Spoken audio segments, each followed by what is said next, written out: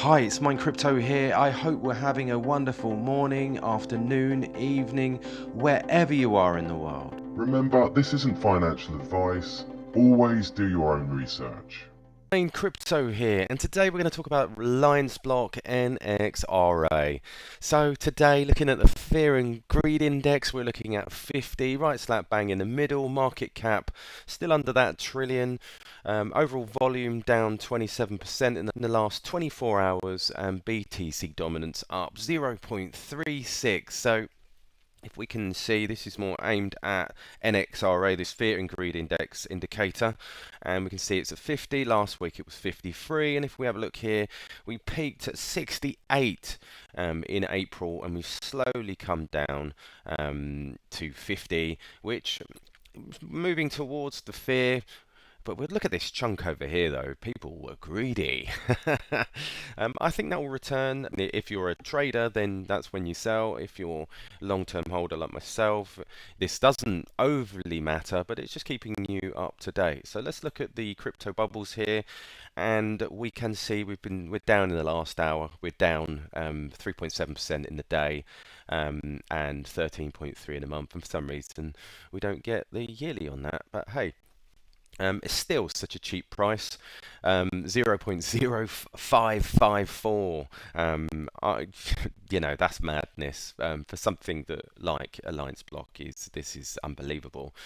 But remember, none of this is financial advice. I am not a financial advisor. I'm here to bring you the news about Allianceblock and where they're going. There was a piece they put out on Twitter about regulatory compliance engines that verify the accuracy of the data they provide for KYC are necessary for Web 2 and Web 3 companies. And Allianceblock's NXRA ID allows companies to navigate this challenge, particularly now that MiCA has been given the green light. So if we look here and we have a little listen to the Avalanche Summit 2, ensuring regulatory compliance in Web3 while preserving users' privacy, with Bogdan Sologay. I hope I got that right.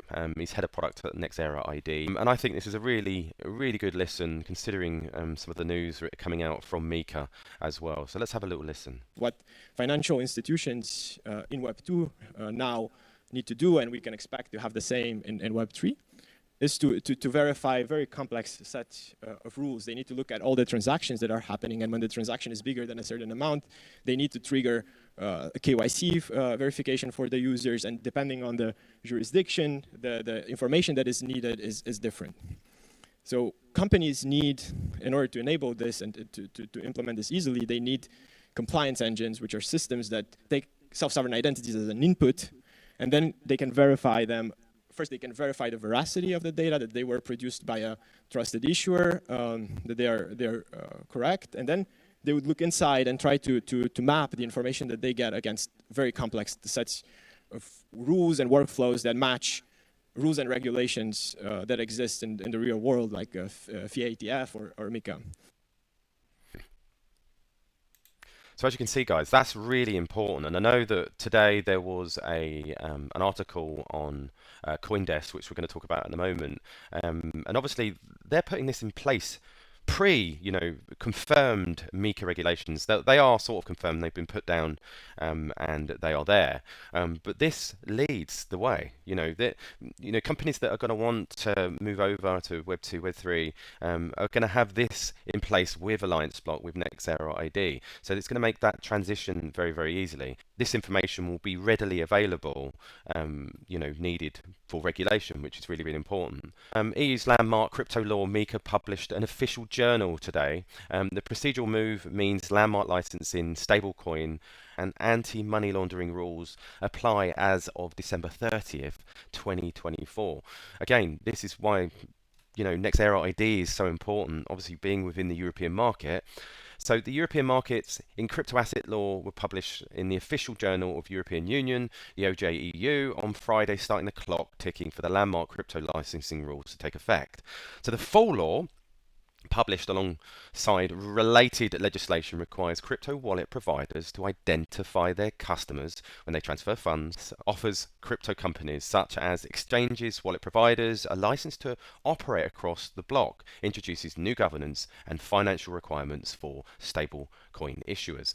This comes as the crypto operators in the US face significant uncertainty with the Securities and Exchange Commission suing Binance and Coinbase, as we know, on the basis that tokens trading on their platform constitute to regulated financial instruments.